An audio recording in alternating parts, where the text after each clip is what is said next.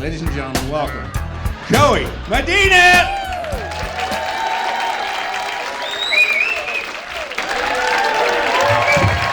Yes! Colorado Springs! Yeah, I haven't been here for a minute. The last time I was here was the first time I ever went to Whataburger. Yeah, exactly. For the people watching at home, Whataburger is a place you go to when you're drunk. That's it. That's when you go. 2 in the morning, you're fucked up, you go to Whataburger, right? But I was so messed up that I didn't know I went to Whataburger. I woke up in the morning, had Whataburger wrappers all over the bed, had a pickle on my nipple, had onion rings on my dick like someone's playing horseshoes. I'm looking around going, oh my God, I got drunk and fucked a hamburger last night. I hope I used a condiment, that's all I'm saying. I can't even go back, they got my picture. I drove in the drive-thru, hey pervert, get the fuck out of here. But it's good being in the Loonies, man. Loonies, it sounds like the perfect dating app for the girls I meet. Just pictures of chicks hitting their fucking head on the wall.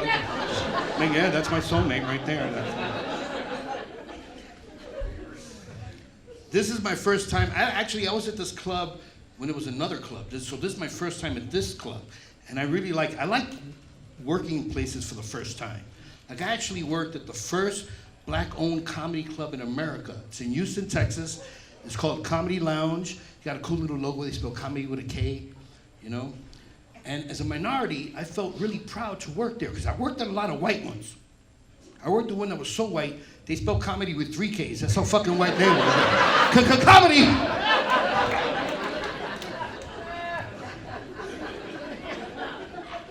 Some of you have been there, all right, yeah.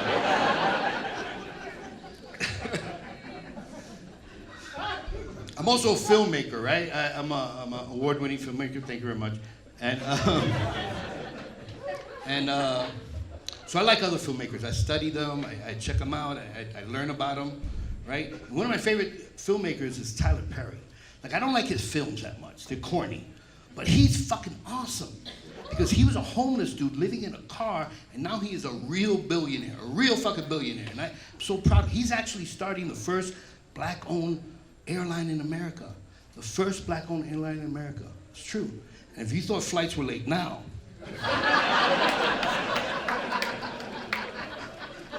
5 o'clock flight leaves at 12 if you're lucky.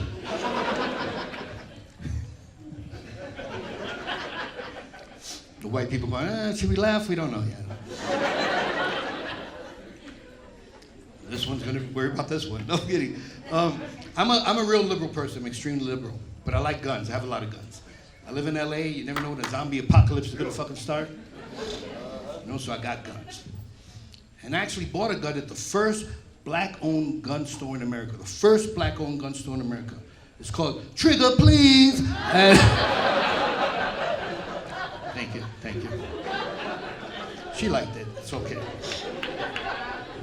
You are adorable. Is this your boyfriend? He's fucking lucky. Because you look at him, he's like, oh, you know, he's like a cute little Filipino dude. I don't know the fucking. He's a nurse somewhere, you know. Like, you did good. She didn't do that well, but you did great. Bro, this is like blackjack. You got 20. Don't say hit me, fucker. Stay. Stay.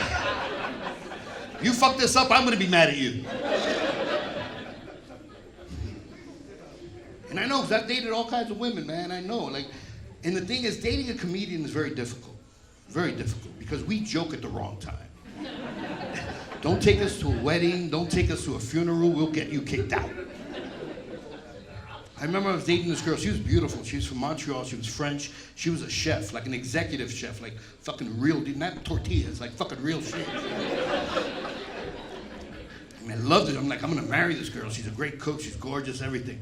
But I was always messing up. I was always joking at the wrong time. And one time I took it too far, right? We're getting intimate. I'm going down on her. And I look up. I'm like, it's good, but it needs a little something. Just.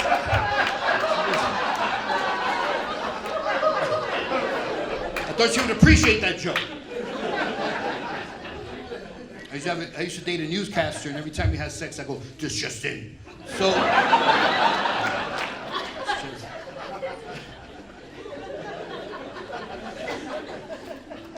everybody here's got a kink, right? We all, maybe sometimes more than others, right? I have a lot of kinks, but my biggest kink is talking dirty. I love talking dirty. I'm really good at it. Like, think about it, I'm a writer, I'm a comedian, I speak for a living, so talking dirty is like perfect for me, right? Like, I'm like the exorcist. I mean, your mother sucks cocks in hell. Like, I don't mess around, man. I'm good. That's what I'm talking about. You get a Peabody for the way I talk dirty. One time I met my match. Yeah, I met this girl who loved talking dirty too, but she did it with a weird ghost voice. But I didn't care, right? So we hooked up one night. I'm on my back because I'm out of shape and lazy. She's on top of me. She's riding me, but she starts doing that ghost voice. She's like, ooh. Ooh. Whose dick is it? Whose dick is it? I know what does. I'm like, it's your dick. It's your dick. I'm like, are we fucking or doing a seance?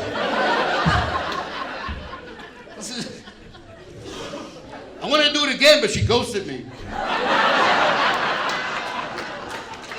Thank you. Thank you, that was nice. I actually went to a real, anybody ever go to a real seance? I went to a real seance once. Pretty interesting. I actually enjoyed it. But the poor guy that was doing it, that was running the seance, God bless him, man. I loved him, right? But he was a big dude, like big. Like he was like 350, and he called himself a medium. I don't think so. It's at least a triple X, that's all I'm saying. Huh? My last girlfriend was white, her jealousy was Mexican. And she loved to nag. Like sometimes I wish I wasn't a comedian, sometimes I wish I had like other skills, like I was a hypnotist or some shit. Man, she'd be nagging, I go, sleep! When you wake up, you will have laryngitis. You'll give me a threesome for no reason at all. I will have the largest penis you have ever seen. Nice power to have. One time she nagged me so much, I snapped, I got so mad. I go, you know, I hope I die, I hope I drop dead right now, so I have to hear your goddamn nagging anymore. But knowing her, I'll be dead. She'll break out a fucking Ouija board. I'm still gonna nag you, motherfucker. Nagging me one letter at a time in the afterlife. F-U-C-K. I gotta hit her back up. Stop fucking with me. I'm new up here. The ghosts are making fun of me. I'm super jealous, man. Super jealous. I was working in Vegas one time, right? In the casino I was working in, I was Monday through Sunday, 7 days a week, 3 shows every single night. That's a lot of work. I mean, if you're a construction worker, that's nothing. Like for me, like that's a lot of work, right? So she calls me up on a Friday, Saturday. I'm still hungover from Monday. It's like 2 in the morning. I don't know what time it is. She goes, what are you doing? I'm like, I'm trying to go to sleep. She goes, no, you're not. I'm like, what do you think I'm doing? I know what you're doing. You're laying naked in bed. You're waiting for 2 whores to come over. You're gonna strip their clothes off. That one's gonna sit in your face. The other one's gonna sit in your crotch. Then they're gonna switch and take turns, and she hung up. And I got so mad, man, I called her right back. I'm like, tell me the rest of the story. No, I'm awake now, but wait. They're gonna sit on my face. What do they look like? Jesus Christ, you can't tell me a great story like that, just hang up on me. That's rude.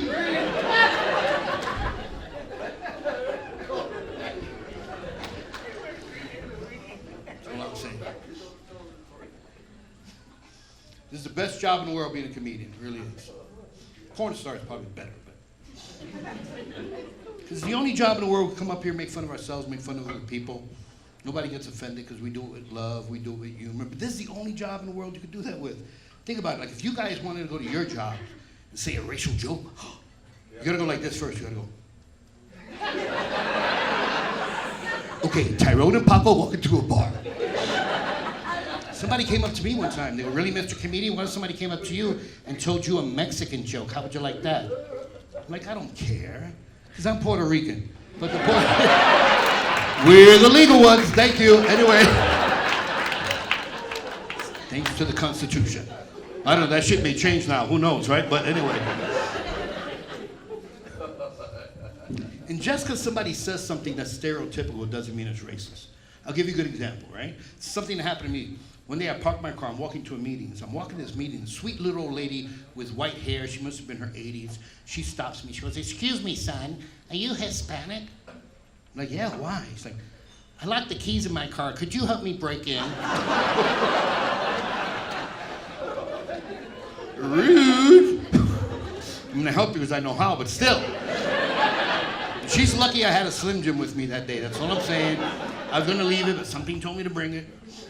So I brought, so I thought about it, right? First, I'm like, man, that's pretty racist, but I'm a comedian, I think outside the box. I'm not, you know, nothing offends me that easily. And I started thinking, wait a second, she wasn't being racist. She was just increasing her odds of success. Think about it, we've all done that at some point in our lives, all of us. I know I have. When I was a little kid, anytime I played basketball, I always picked a black kid. He could be in a wheelchair with no fucking arms. Somehow he'll dribble with his foot, kick it in, we'll still win the game. During math, I always sat next to the Chinese kid. But during driver's ed, I stayed way the fuck away from him. You know what I'm saying? I wasn't racist, I just want my driver's license. That's all I'm saying. Traveling is the best part, too, I think, of comedy. It really is. I've traveled literally all over the world. I've been very lucky, very blessed.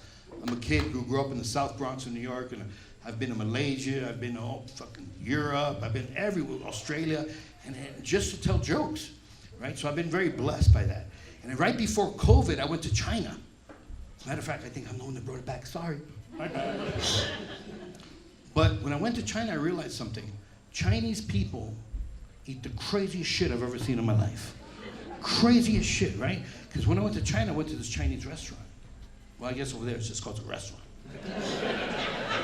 So, I went to this restaurant in China, served Chinese food, and there was this older gentleman sitting next to me, right? And whatever he was, I don't know what he was eating, but he was eating something out of this big egg. Whatever was in the egg was still moving. Yeah, but it didn't have feathers. It had like tentacles, like a fucking creature or some shit, right? Then I started thinking, this is why aliens don't come to Earth. They're afraid Chinese people are gonna eat their ass.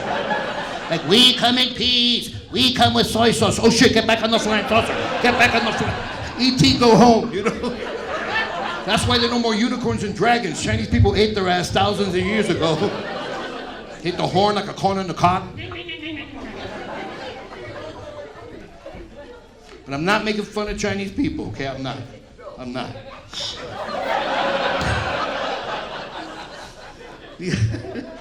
Because ask anybody that knows me, ask my friends, family, anybody that knows me, out of all the Chinese people in the world, my favorite Chinese people are the Koreans. Don't laugh, there's all kinds of Chinese people, Vietnamese, Japanese, whatever the hell he is. There's all kinds of Chinese people in this world. You know that sounds like something Trump would have said, you know? I love the Koreans, I love the Koreans. I love the language. They speak the Cheech and the Chong. I love sushi, it's my favorite Chinese food, I love sushi. I've been to Korea actually many times to perform for troops there. And I love Korea, but it's not in the wintertime, but I like Korea. And I remember the first time I went to Korea, I came back to LA, and I called my Korean friend to brag. I'm like, bro, I was in Korea, man, I had so much fun. He's like, hey, when you were in Korea, did you eat kimchi? I'm like, honestly, I can't remember her name. Kim something, nice girl, kind of spicy. Tastes like cabbage, I don't know why.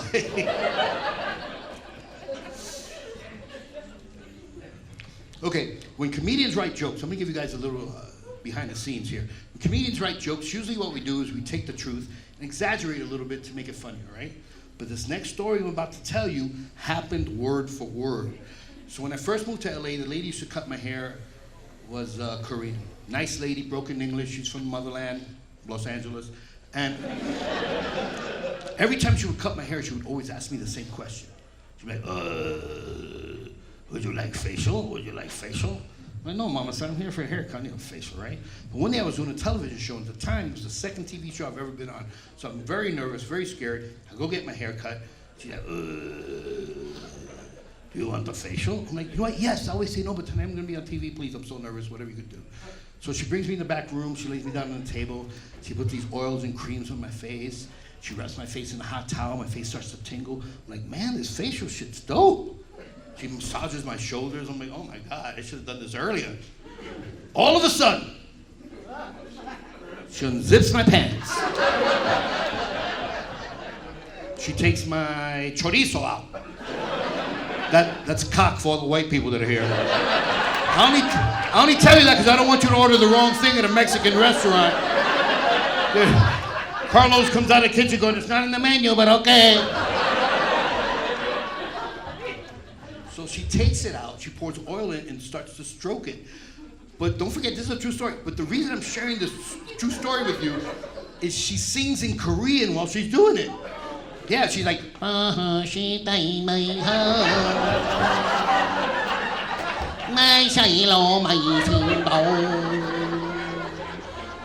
along if you know the word.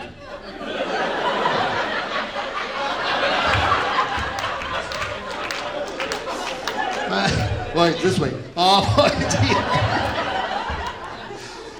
my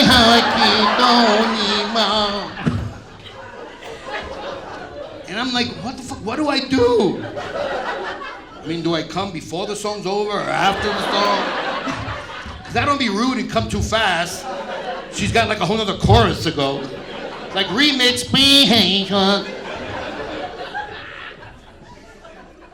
By the way, it's after. Took me 11 visits to figure that out. Then we both got a facial, so what's up, son?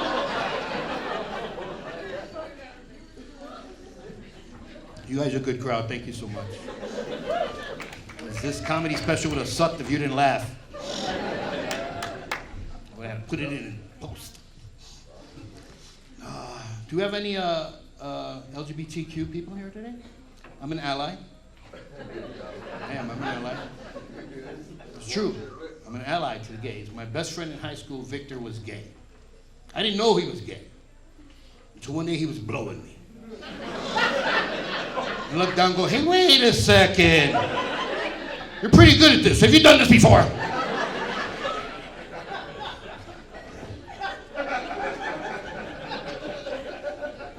Learn something new every day. I do. I love the gay community. I just think you have too many letters. It's true. Confused. LGBTQ, LMNOP, QXC. You got every fucking letter but F. You know, for fag. Every letter.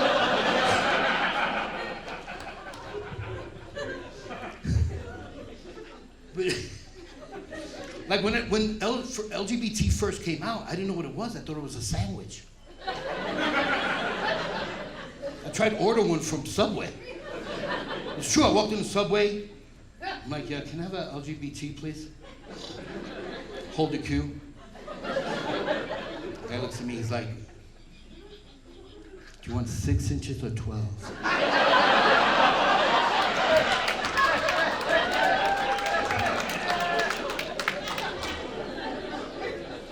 He's like, because if you want 12, Tyrone has to make it.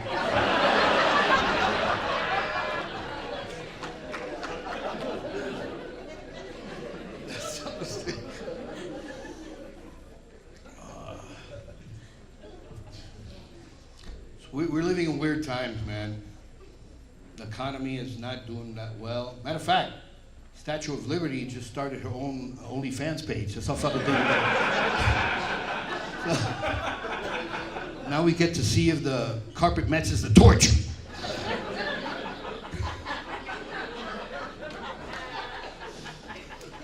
It's green down there too. You guys are all right. And the funny thing is, like, I'm glad we're doing this special in Colorado Springs now when it's warm. I don't like the cold. I'm Latin, man. Latin people we don't ski, we don't snowboard, we don't ice skate. Matter of fact, if you ever see us on a mountain with snow, call 911, there's been a fucking plane crash. That's all I'm saying. We're up there eating each other with tapatio and shit.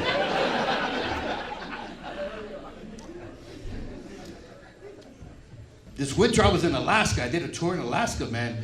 Alaska is one of the most beautiful places on this planet. That is the truth. But fucking cold. I got off the plane and my balls went up so north they became ovaries. That's how high they were. I started getting my period and bitchy.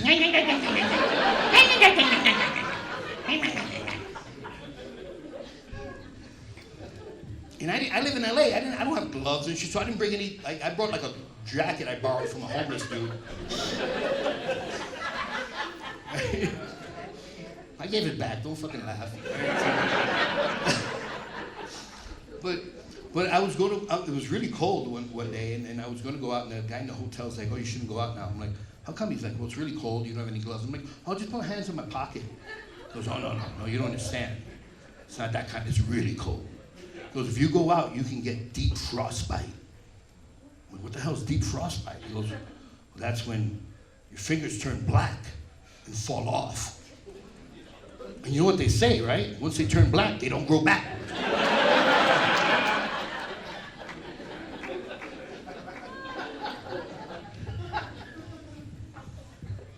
I love stereotypes, but I hate racism. I think racism is evil. I think God cries anytime somebody says something racist.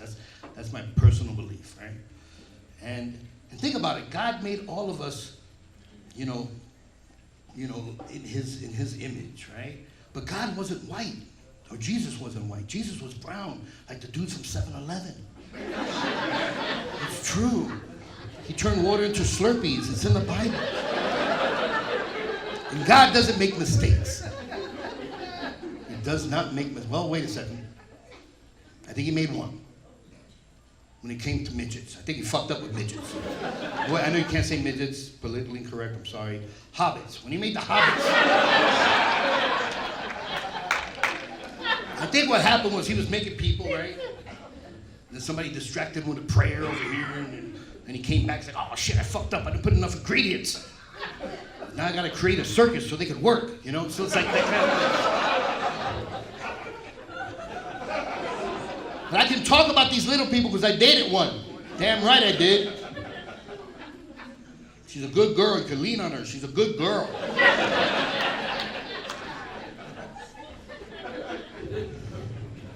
She's beautiful. She was Irish, so of course I called her my little leprechaun. But she had trust issues. Like she did not trust me at all. At all. She was magically suspicious.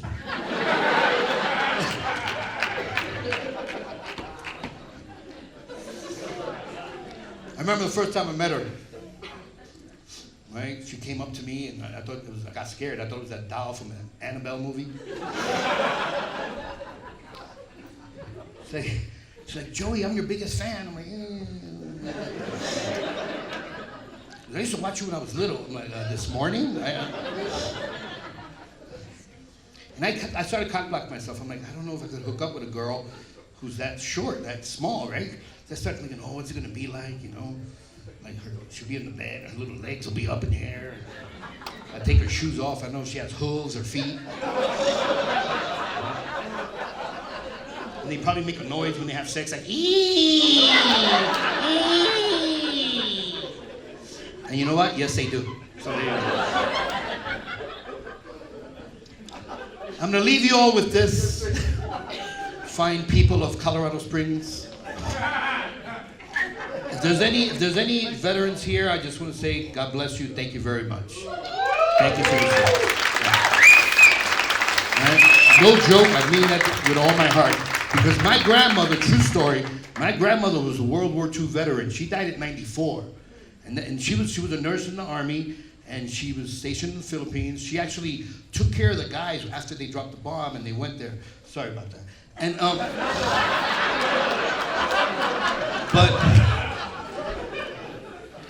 but she was a real World War II vet. So before she passed, one of the things she wanted to do was go to Pearl Harbor. I'm like, absolutely, right? So we plan a trip to Hawaii. We go to Hawaii. We make a reservation to go to Pearl Harbor. And then you take a little boat to the Arizona Memorial, which is still underwater to this day. Right? There's a platform over it. So everybody gets off. maybe maybe a little less people than we have here tonight. We all get off, and all they have there in that platform is the names of every American that died, over 3,000 names of every American that died at Pearl Harbor. And we're standing there, and you could hear a pin drop. And we're reading the names.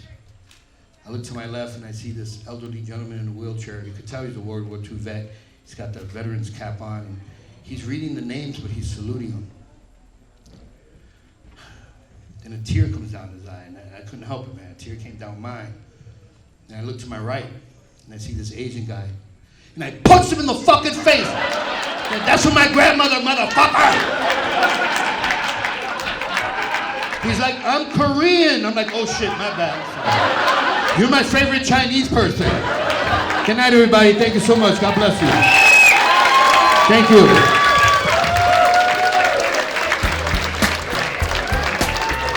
Joey Medina, everybody.